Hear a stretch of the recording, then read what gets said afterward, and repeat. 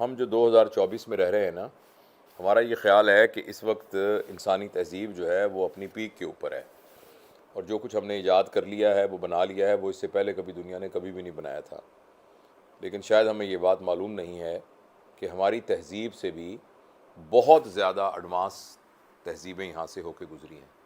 اگر آپ میں سے کسی نے اہرام مصر کو دیکھا ہے، میں 2 دفعہ گیا ہوں مصر، اہرام مصر کو دیکھا ہے، تو کوئی یقین نہیں کر سکتا کہ 5,000 سال یا شاید اس سے بھی پہلے اس طرح سے پتھروں کو سلیقے کے ساتھ، جیسے آپ نے کسی بہت ہی میتھمیٹیکلی اس کو کاٹا ہوا ہے، ان پتھروں کو سے آپ اتنا بڑا آپ وہ مینار اور اتنا بڑا اہرام بنا سکتے ہیں۔ آج بھی اگر کسی آرکیٹیکٹ کو اہرام مصر بنانا پڑے تو اس کو شاید بہت دقت ہو، اس کا شاید آؤٹر سٹرکچر تو وہ بنا دے، مگر اندر سے جو کچھ اس کے اندر جو اندر ٹنلز ہیں اس کے بارے میں شاید ابھی بھی ٹیکنالوجی ویسی موجود نہ ہو کہ وہ بن سکے۔ تو آخر یہ تہذیب موجود تھی نا، 5,000 7,000 سال پہلے بھی یہ تہذیب موجود تھی۔ اور یہ حیرانی کی بات یہ ہے کہ جس جگہ پر وہ بنا ہوا ہے وہاں اس طرح کے پتھروں کا کوئی پہاڑ ہے ہی نہیں، تو وہ پتہ نہیں وہاں پہنچے اور کس جگہ سے کیسے لوگوں نے بنایا اس کو، اس کے بارے میں اور آپ سوچ بھی نہیں سکتے۔ اور جب ہم الہامی کتابوں کو دیکھتے ہیں تو ہمیں ایسے ایسے سری علوم کے بارے میں پتہ لگتا ہے۔ حضرت سلمان علیہ السلام کے زمانے میں ایسا علم بھی موجود تھا کہ جس کے ذریعے سے پلک چھپکتے میں ہی کسی شخص کو کسی اور جگہ سے یہاں ٹرانسپورٹ کیا جا سکتا تھا۔ تو یہ میرا یہ خیال ہے کہ ہماری بہت غلط فہمی ہے۔ شاید ہم اپنے ایرا کے اندر، اور جتنی دیر تک تاریخ کا جو ہے وہ پردہ ہمارے سامنے موجود ہے، ہمیں لگتا ہے کہ ہم انسانی شعور ترقی کرتا کرتا یہاں پہنچ گیا۔ اس بات کا بہت امکان ہے کہ ہم سے پہلے بھی بہت ترقی یافتہ تہذیبیں موجود تھیں۔ آخر وہ تہذیبیں ختم ہوئی ہیں نا، وہ ختم ہوئیں تو نئی تہذیب نے جنم لیا۔ اب انسان پھر اس تگ و دو میں ہے کہ ایک اجتماعی خودکشی کر کے اس تہذیب کو بھی ختم کریں۔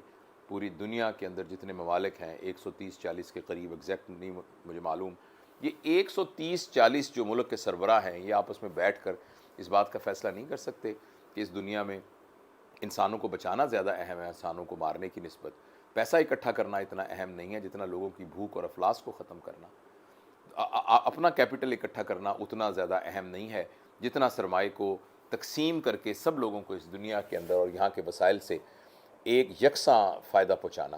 کیا یہ بیٹھ کر یہ بات نہیں کر سکتے؟ کیا یہ طے نہیں کر سکتے کہ آج سے ہم نہیں لڑیں گے، آج سے ہم جنگ نہیں کریں گے؟ کیا اس طرح کے جو ٹریویل قسم کے مفادات ہیں، اس طرح کی جو ایگوئسٹک یعنی جس طرح لوگوں کے اندر ایگوئسٹک بدماشیاں ہوتی ہیں، اس طریقے سے ہم یہ ایک قومی لیول کی ایگوئسٹک بدماشیوں کو ہم ایک طرف ڈالیں گے؟ میں بہت ہی دکھ کے ساتھ یہ بات آپ لوگوں کے ساتھ شیئر کرنا چاہتا ہوں کہ یہ جو کچھ ہو رہا ہے یہ ایک اجتماعی خودکشی کی طرف ایک انسانیت کا قدم ہے، کہ یہ ایسا کبھی بھی نہیں ہوتا۔ اب یہ جنگیں اس قسم کی جنگیں نہیں ہیں کہ جس میں کوئی جیتے گا یا ہارے گا، کیونکہ یہ جیتنے ہارنے والی جنگ نہیں ہے۔ جو آپ کو جیت رہا ہوگا وہ بھی ہار رہا ہوگا۔ جنگ کے اثرات جو ہیں وہ انسانوں پر یکساں اثر انداز ہوں گے۔ ہم تو ویسے بھی تارے عنکبوت کے ساتھ جڑے ہوئے ہیں۔ تارے عنکبوت کو انگریزی میں ویب کہتے ہیں، ویب، مکڑی کا جالا، ویب۔ تو ہم تو سارے ویسے بھی تارے عنکبوت کے ساتھ ایک دوسرے کے ساتھ جڑے ہوئے ہیں۔ ذرا سا انٹرنیٹ کہیں ڈراپ ہو کسی وجہ سے، پتہ نہیں دنیا کا کیا ہو، کس کے اکاؤنٹ میں کیا پیسے رہیں، کیا پیسے نہ رہیں۔ ذرا سا کمیونیکیشن ڈسرپشن ہو، پتہ نہیں کیا ہو جائے۔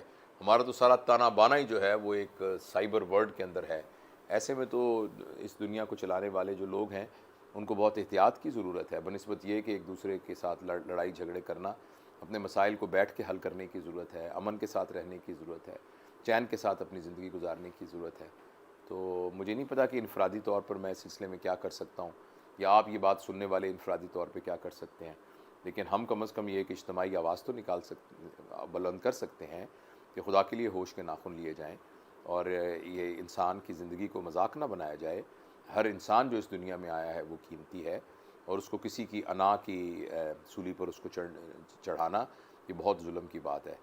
بہرحال میں اللہ سے دعا کرتا ہوں اس بات کی کہ اللہ تعالیٰ جو ہے اس دنیا کے اندر جو ظالم ہے، اللہ تعالیٰ اس کے ہاتھوں کو روکے اور مظلوم کی مدد ہو، اور لوگ جو ہیں وہ ظالم کا ساتھ نہ دیں، وہ حق کے ساتھ کھڑے ہوں، اور ہم سب حق کے ساتھ کھڑے ہوں، اور یہ دنیا جو ہے وہ امن کا گہوارہ بن سکے۔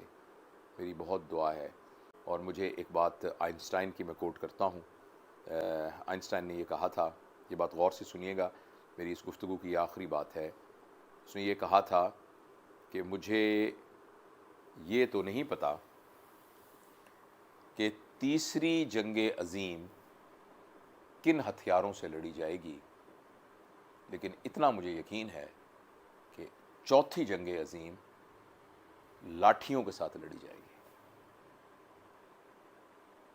شکریہ.